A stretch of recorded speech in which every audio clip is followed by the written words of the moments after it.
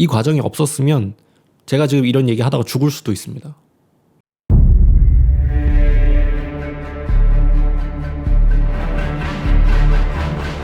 (5.18) 그 민주항쟁이랑 이거랑 우연히 날짜가 겹친 건데 너무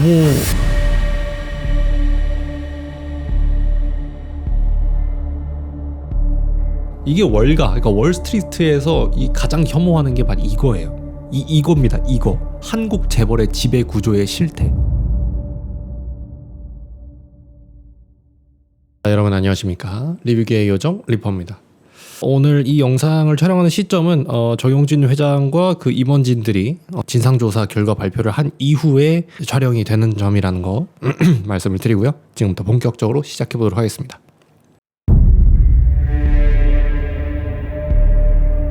사과문을 보면요, 정용진 회장이 이 사과와 용서를 구한다.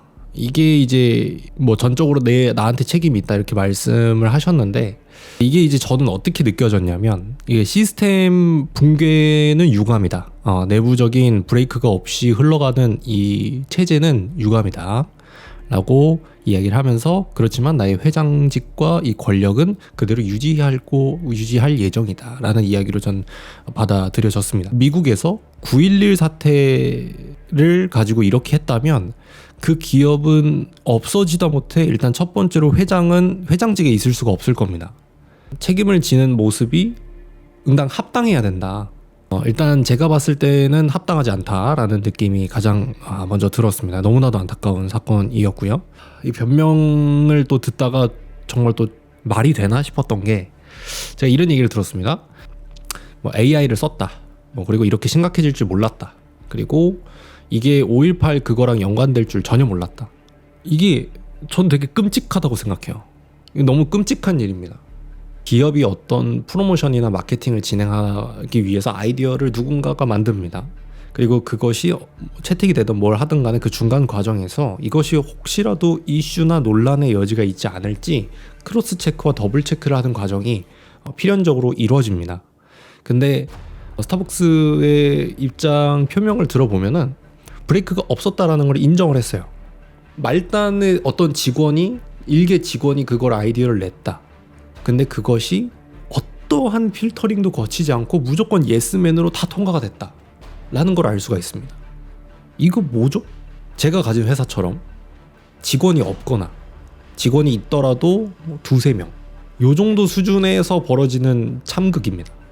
스타벅스 코리아는 뒤에서 이야기하겠지만 지배 구조와 경영 구조를 따져보면 대기업이죠.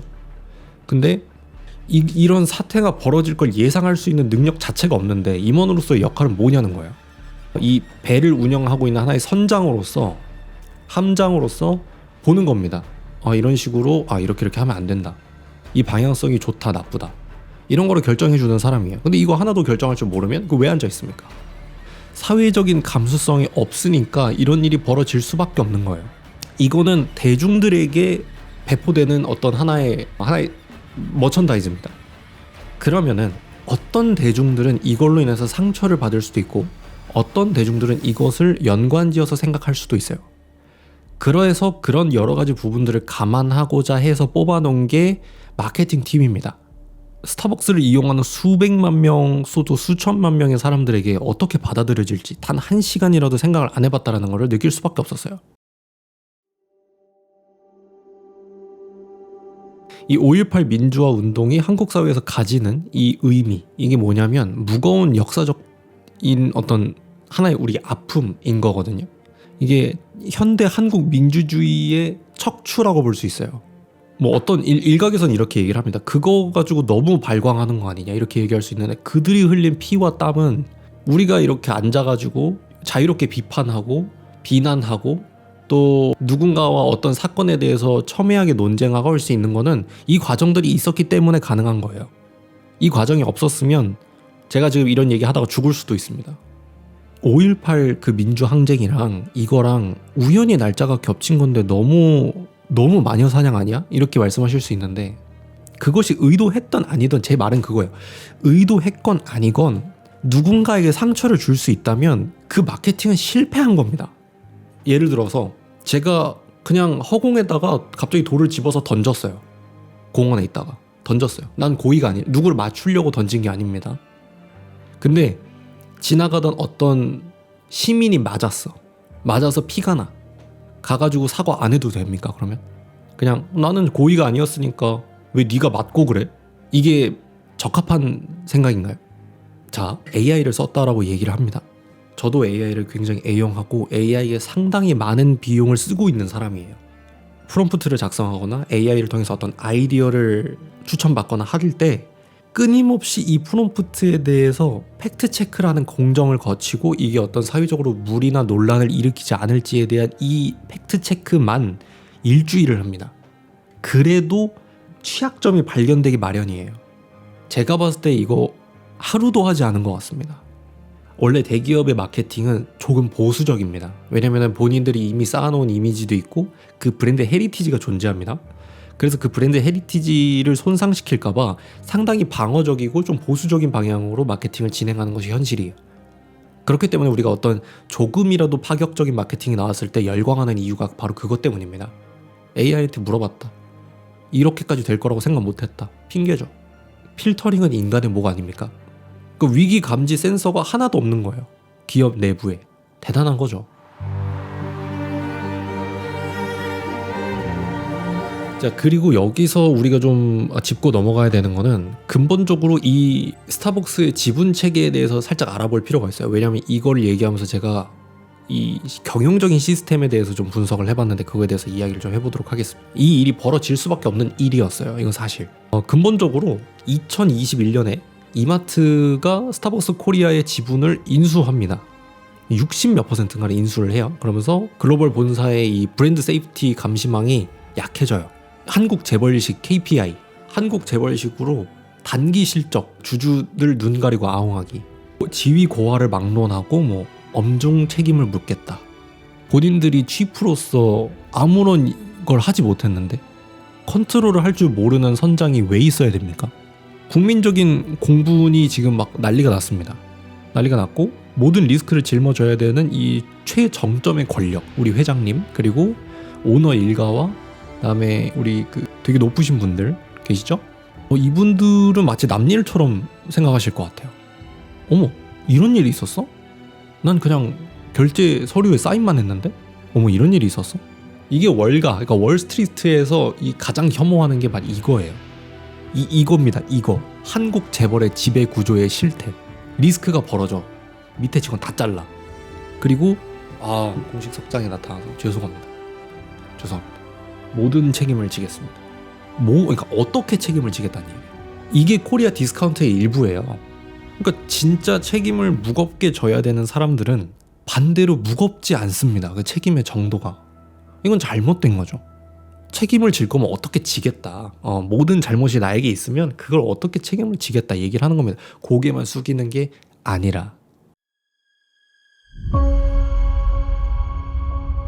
제가 예측을 좀 해봤습니다. 앞으로 이제 스타벅스가 어떤 액션들을 취할지 그것에 대해서 좀 예측을 좀 해봤어요. 시나리오를 좀 써봤습니다. 첫 번째로 이제 간판 바꿔 달기 좋아하는 이제 윤리경영위원회 이런 비슷한 거 생길 거예요.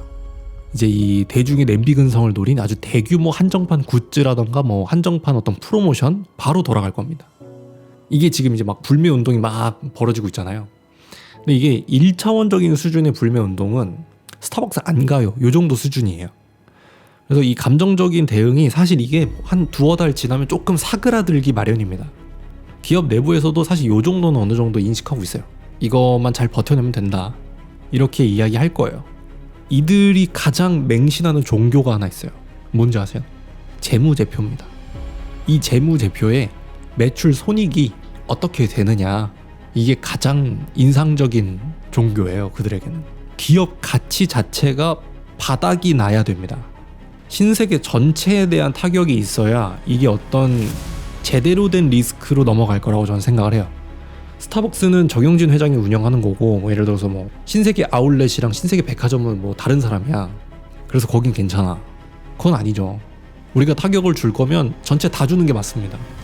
근데 이 소비자들이 만약에 난 스타벅스만 불매할래, 신세계랑 신세계 계열사는 다 갈 거야, 이렇게 해서 스타벅스 자체에 대한 이 재무제표가 좀 안 좋아. 그러면은 기업 오너의 입장에서는 여러 가지 캐시카우들 중에서 그냥 하나가 좀 아플 뿐입니다. 나머지 벌어서 채우면 돼요. 우리는 일반적인 서민의 입장에서 봤을 때 뭐 한 100억, 200억 손실 난다 그러면 발발 떨리거든. 근데 그들의 입장에서 매년 조 단위의 돈이 오가는데 2천억, 2, 3분기에 에러가 났어.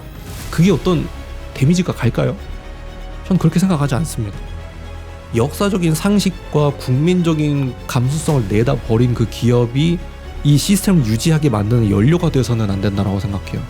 뭘 받을 거면 확실하게 받아야지. 그런 오만함, 그러니까 꼬리 자르기를 하려는 사람들을 보호하고 감싸려는 그 오만함까지 뿌리를 뽑으려면 그들이 실질적으로 제일 무서워하는 것, 재무제표. 그 재무제표가 박살이 나는 거를 보여줘야 되는 거예요.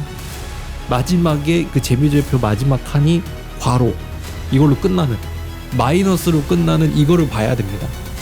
우리가 단순히 불매를 해서 단기간에 어떤 수익적인 어떤 데미지를 준다? 그건 의미가 없어요.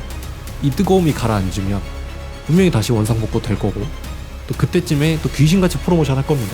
기업들에게 놀아나지 않으려면 이 기업이 가지고 있는 여러 계열사, 그 계열사들에게도 재무제표상의 타격을 줘야 된다라는 이야기를 하는 겁니다.